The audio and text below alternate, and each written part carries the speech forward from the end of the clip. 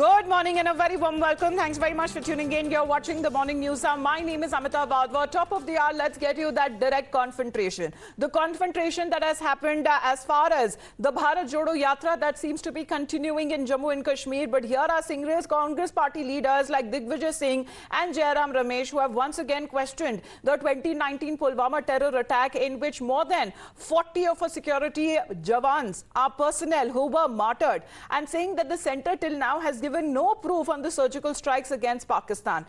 सिर्फ जो सवाल उठाए गए हैं कांग्रेस पार्टी के नेता की तरफ से ये पूछते हुए कि गवर्नमेंट जो सरकार है वो एक तरीके से झूठ बोल रही है और शार्प रिएक्शन बीजेपी और उनके लीडर्स की तरफ से भी मिल रहा है कि दोबारा कांग्रेस पार्टी की छवि ये बन रही है कि वो बार-बार आर्मी, इंडियन आर्मी और हमारे जवानों को इंसल्ट करते हुए नजर आ रही है। सबसे पहले आपको दिखा देते हैं ये डायरेक्ट कॉन्फ्रंटेशन। आखिरकार दिग्विजय सिंह ने ऐसा क्या कहा था जो कांग्रेस पार्टी अब उनके बचाव में आ उतरी है। Yesterday you gave a statement regarding Pulwama. Mr. Jairam Ramesh will brief you. But you had given a statement because after that you had also been defiant on that. What do you have to say regarding that? Please ask him. But you please ask him. Please. So we are just asking him a question because we have answered the question. Okay. He has answered. We have answered. Now don't just move on. We are just move on. Move on. Please move on. Simply move on. Let's walk. Allow me to walk. Stopping you to walk. Let's walk. Not have given such a statement. Come on. Don't think that you are giving us a clean chit to Pakistan and Pak proxies. What nonsense. But you don't think that you are providing handle to Pakistan but raising such questions. What nonsense. But you had given a statement. How it can be known? The comments made are the comments by the opposition. I have got the greatest regard and respect for our defense forces, and I hold them in highest esteem. But NI has already presented a charge sheet in this regard. That is a bulkiest charge sheet that says the 19 people were in that charge sheet, including Masood Azhar, handiwork of Pakistan. Please now enough. Enough, please. Enough. Please allow us to walk. Pradeep Dutta हमारे साथ live जुड़ रहे हैं। प्रदीप, ये जो सीधे तौर पे आपकी कॉन्फ्रंटेशन ली है सीनियर कांग्रेस पार्टी नेता की तरफ से, वो कैसे बचते हुए नजर आ रहे हैं? और अगर ये बयान पहले देते हैं तो कंट्रोवर्सी में खुद ही आते हैं, लेकिन फिर उसके ऊपर अपनी सफाई देने पे मजबूर हो जाते हैं।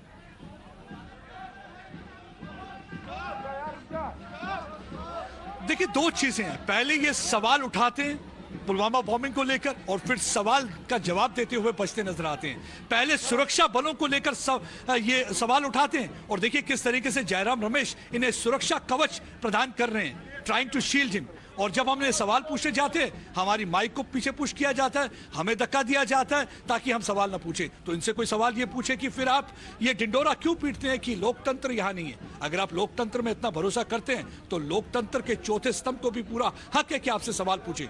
और हम यहाँ पे टाइम्स नाउ में हम अक्सर ये बात कहते हैं कि चाहे कॉरिडोर ऑफ पावर में हो या कोई भी पावरफुल शख्स हो, हम बिल्कुल सीधे तरीके से सवाल पूछेंगे जिसका जवाब जनता चाहती है। हम नहीं, पूरा नेशन इस वक्त जानना चाहता है कि आप क्यों ऐसे सवाल उठा रहे हैं जिसकी वजह से आप पाकिस्तान को समर्थन करेंगे, पाकिस्तान की हेल्प करेंगे, हैंडल प्रोवाइड करेंगे, क्लीन चिट देंगे। लेकिन आप देखिए, पहले जब बोल तो देते हैं उसके बाद ट्वीट भी करते हैं और आप बचते हुए नजर आ रहे हैं। लेकिन ये सवाल पैदा होता है कि अगर कांग्रेस कहती है कि ये उनका निजी बयान था, इसके साथ कांग्रेस पार्टी का कुछ लेना देना नहीं, तो सवाल पैदा होता है तो आप एक साथ चल क्यों रहे हैं? फिर आप कहिए जनाब आप नहीं चल सकते हमारे साथ, चलते हुए भी एक साथ नजर आते हैं। यानी कि आप देखिए, आप ये सोचना होगा कि इन्होंने बयान जम्मू में आके क्यों दिया, क्योंकि काफी देर से थे। देखिए, कश्मीर जा रहे हैं, कश्मीर जाने से पहले एक अलगाववादियों का जो वहां पे एक वोट बैंक है जिसको अलगाववादी समर्थन करते हैं, उस वोट बैंक को कहीं मतलब they were vying for that vote bank, और उस वोट बैंक के चक्कर में इन्होंने ये स्टेटमेंट दिया। और बिल्कुल सही, पहले हमारे एक पैनलिस्ट ने सही कहा कि ये देखिए ऐसा नहीं है कि ये आके बोल दिया, ये नहीं कहेंगे कि हम एक दो कहते हैं। हमने ये कई दफा देखा भी है प्रदीप के, जहां तक हमारे जो ऑपोजिशन लीडर्स अगर सवाल उठाते हैं अपनी सरकार पर और अपनी डिफेंस फोर्सेस पर, वही सवाल एग्जैक्ट सेम लैंग्वेज में पाकिस्तान के कई नेता भी उठा रहे होते हैं इंडिया के खिलाफ। एक बार हम फिर से वो कॉन्फ्रंटेशन भी सुन लेते हैं और सबसे पहले वो सुन लेते हैं बयान जो दिग्विजय सिंह के तरफ से आया था, जहां वक्त वो पुलवामा स्ट्राइक्स के बारे में सवाल खड़े करते हुए नजर आए।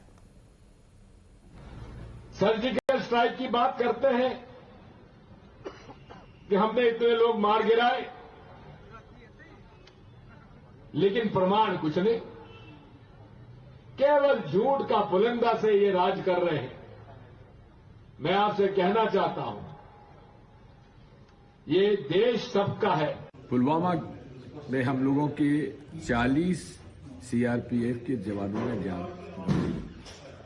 आज तक ये बात खुलासा नहीं कर पाई भारत की सरकार कि आखिर ये 3 कुंटल आरडीएक्स आया कहां से। इसके साथ साथ आज तक ये जवाब नहीं दे पाई है कि देवेंद्र सिंह डिप्टी एसपी जो कि आतंकवादियों से पकड़ा गया,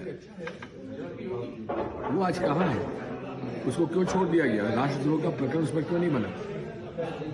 इसी के साथ साथ हम तो पूछना चाहते हैं प्रधानमंत्री जी से, उनके और पाकिस्तान के प्रधानमंत्री जी की क्या संबंध है, कैसे संबंध है, एक दूसरे की प्रशंसा हो रही है। आखिर इन सब बातों का जवाब तो उन्हें देना चाहिए। To say the least, when it comes to the Congress party, which has distanced itself from the Congress leader's comments, meanwhile also Times Now confronting the senior Congress party leader over his comments, who remained unapologetic. It is now the BJP who seems to be targeting the senior Congress party Neta over his comments, which the Congress party has been saying does not reflect the position of the Congress party. Congress must tell us what action they will take on Rahul Gandhi, on Digvijay Singh, on all these leaders. Just saying that this is not our statement or distancing will not work. By heckling the journalists, by being rude to them, by threatening them will not work. The fact of the matter is that in so many years, the Congress party has not categorically apologized for the statement. They have been brazenly defending it in one way or the other. On a day of Parakram Divas, they were trying to assault the manobal of our armed forces. This is the truth. Pradeep, आप पर लौटते हुए, क्योंकि BJP का यह कहना है कि इसे ऑफिशियल कांग्रेस पार्टी का लाइन समझा जाए, जहां तक दिग्विजय सिंह और उनके कमेंट्स, क्योंकि वो पहले भी ऐसे कमेंट्स कर चुके हैं और दिग्विजय और कांग्रेस पार्टी ने किनारा कर दिया था। अभी भी कांग्रेस पार्टी का कहना है कि ऑफिशियल कांग्रेस पार्टी की जो पोजीशन है उसे रिफ्लेक्ट नहीं करती है, लेकिन कोई एक्शन भी नहीं लेती अपने लीडर्स के खिलाफ। तो ऐसे किससे समझा जाए? देखिए, बिल्कुल सही कह रहे हैं बीजेपी के, क्योंकि देखिए ना रिप्रिमांड कर रही है, ना कोई एक्शन ली जा रही है। और सुबह हमने देखा कि किस तरीके से उन्हें एक सुरक्षा कवच प्रदान कर रहे थे जयराम रमेश, जब हम उन्हें सवाल पूछ रहे थे और हमें हमारे साथ धक्का मुक्की कर रहे थे, हमारे माइक को पुश कर रहे थे। लेकिन अगर वो सोचते हैं कि इससे हमारी जुबान बंद कर सकेंगे तो वो भूल जाएं, क्योंकि टाइम्स नाउ का पत्रकार कभी भी सवाल पूछने से हिचकिचाता नहीं। और हमने अपने व्यूअर्स के साथ एक कमिटमेंट करी है कि हम हर हाल में सवाल पूछते रहेंगे इन लोगों से जब तक ये जवाब नहीं देंगे। अब देखिए, ये दिग्विजय सिंह की बात करें तो ये हैबिचुअल ऑफेंडर है, ये पहली बार नहीं है इन्होंने ऐसा बयान दिया है। आप देखिए, अगर एक्शन ली जानी होती तो बहुत पहले ली जाती। 26/11 होता है, 26/11 के बाद वो बयान देते हैं कि एटीएस के उस टाइम जो चीफ थे हेमंत करकरे, जो शहीद हो गए थे उस एनकाउंटर के दौरान, तो कहा कि उन्होंने मुझे फोन करके कहा कि मुझे खतरा है हिंदू एक्सट्रीमिस्ट से। देखिए किस तरीके से एक कम्युनल टीज देते हैं, रंगत देते हैं, और इससे सैफ्रॉन टेरर की थ्योरी वो विव इन करते हैं, कॉन्स्पिरेसी थ्योरी। ये वही दिग्विजय सिंह है जिन्होंने किताब रिलीज की थी जिसमें कहा जाता है कि 26/11 handiwork of RSS and BJP. ये वही दिग्विजय सिंह है जो आज एक बार फिर से पुलवामा पे सवाल उठा रहे हैं, और ये वही कांग्रेस पार्टी है जिन्होंने सर्जिकल स्ट्राइक को सर्जिकल स्ट्राइक कहा था। मैं व्यूअर्स को एक बार बताना चाहता हूं, जहां वो इन्वेस्टिगेशन की बात करते हैं, इन्वेस्टिगेशन इस मामले में पूरी तरह से हो चुकी है। 13,500 पन्नों का एक चार्जशीट एनआईए ने कोर्ट में दिया हुआ है, जिसमें 19 लोगों का नाम है, मसूद अजहर का नाम भी है। बताया जाता है किस तरीके से डार नाम का शख्स था, उसको इंडोक्ट्रिनेट किया जाता है, ब्रेन वॉश किया जाता है, वर्गलाया जाता है, सुसाइड बॉम्बर में तब्दील किया जाता है, और वह गाड़ी में बैठ के जाता है और गाड़ी टकराती है सीआरपीएफ की गाड़ी से, 40 जवानों की शहादत होती है। जब मैंने शहीदों के परिवारों से यह सवाल पूछा तो उन्होंने कहा, मेहरबानी करके दिग्विजय सिंह जी, आप ये गंदी सियासत करना बंद कर दें, हमारे जख्मों पे नमक ना छिड़कें, क्योंकि हमने अपने लाल खोए हैं, हमने अपने जिगर का टुकड़ा खोया है, और वो जिगर का टुकड़ा जो कश्मीर में चाहता था पीस, जो कश्मीर में चाहता था प्रॉस्पेरिटी, और आप ये जो गंदी राजनीति करते हैं ये बंद कर दीजिए। अब जहां तक बात करें सरकार की रणनीति का, अब देखिए एक पैराडाइम शिफ्ट है मिलिट्री स्ट्रेटेजी में। उड़ी अटैक के बाद पहली बार सरकार ने कहा, जिसको आप एलओसी को लक्ष्मण रेखा कहते रहे, लक्ष्मण रेखा क्रॉस की दी जाएगी। बिल्कुल, क्योंकि हमने देखा है कि किस तरीके से बार बार जो बचाव में उतरी है और हमने देखा है कि दोनों लीडर्स, चाहे वो जयराम रमेश क्यों ना हो, चाहे वो दिग्विजय सिंह क्यों ना हो, वो बार बार किस तरीके से अगर हमारी आर्मी पर और हमारी सरकार पर अगर सवाल उठाते हैं, बट कांग्रेस पार्टी फिलहाल अभी तक अनअपोलोजेटिक रही है। वो सबसे पहले ट्वीट के बारे में बताइए अदिति, जहां तक कांग्रेस पार्टी की तरफ से ये सीधे तौर पे कहा जा रहा था कि दिग्विजय सिंह जी ने जो कहा है वो सिर्फ उन्हीं के पर्सनल बयान हैं और वो कांग्रेस पार्टी की ऑफिशियल पोजीशन को रिफ्लेक्ट नहीं करते। अमिता, बहुत आश्चर्य की बात है कि राहुल गांधी भारत जोड़ो यात्रा कर रहे हैं, इसी टाइम पर हमारे भारत के बारे में ऐसी ऐसी बातें उनके खुद के कांग्रेसी नेता कर रहे हैं। चलिए आपको दिखाते हैं कि कल जयराम रमेश ने सबसे पहले जब दिग्विजय सिंह ने प्रूफ मांगा सर्जिकल स्ट्राइक का तो क्या बोला। उन्होंने बोला कि आज वरिष्ठ नेता दिग्विजय सिंह द्वारा व्यक्त किए गए विचार कांग्रेस पार्टी के नहीं हैं, उनके व्यक्तिगत विचार हैं। 2014 से पहले यूपीए सरकार ने भी सर्जिकल स्ट्राइक की थी। राष्ट्र हित में सभी सैन्य कार्रवाइयों का कांग्रेस ने समर्थन किया है और आगे भी समर्थन करेगी। कल तो जयराम रमेश ने पहले ये बोला कि दिग्विजय सिंह का ये पर्सनल बयान है, कांग्रेस इसके साथ नहीं है।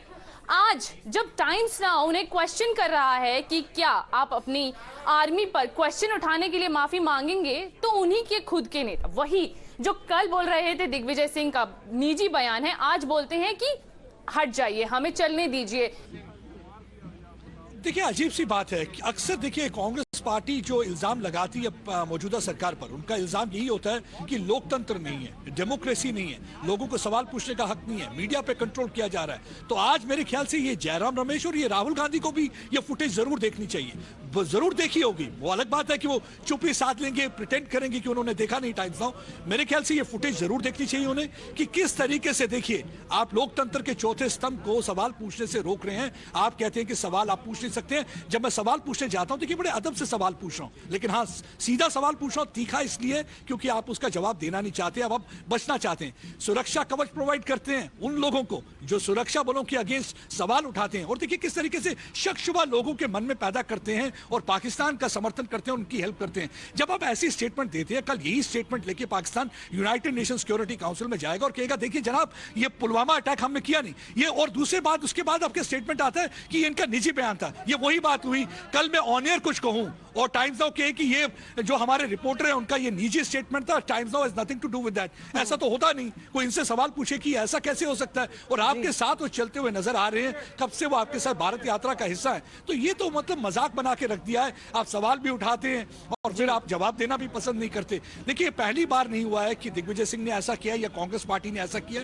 हमने देखा कि बार बार लगातार उन्होंने सबूत मांगा। ये सबूत गैंग जो है ये अक्सर सबूत मांगती है। जब हमारे आर्मी चीफ ने कह दिया, एयर फोर्स के चीफ ने कह दिया, सबूत मिलने के बावजूद फिर भी सवाल उठा रही है कांग्रेस पार्टी, लेकिन अपना किनारा भी करते हुए नजर आ रही है, क्योंकि जितने कमेंट्स दिग्विजय सिंह जो पहली बार भी कर चुके हैं, दोबारा फिर कर रहे हैं, प्रूफ मांग रहे हैं, प्रमाण मांग रहे हैं सर्जिकल स्ट्राइक्स का। कांग्रेस पार्टी अब किनारा करते हुए ये कह रही है कि उनके व्यक्तिगत बयान है और कांग्रेस पार्टी का कोई जो ऑफिशियल पोजीशन है उसे रिफ्लेक्ट नहीं करता। कांग्रेस पार्टी देश के जवानों के साथ खड़ी हुई है, लेकिन आखिरकार भारत जोड़ो यात्रा में अब क्या सवाल उठाए जाते हैं, ये बीजेपी की तरफ से और कई अन्य पार्टियों की तरफ से उठाए जा रहे हैं। धन्यवाद आपका प्रदीप हमारे साथ जुड़ने के लिए।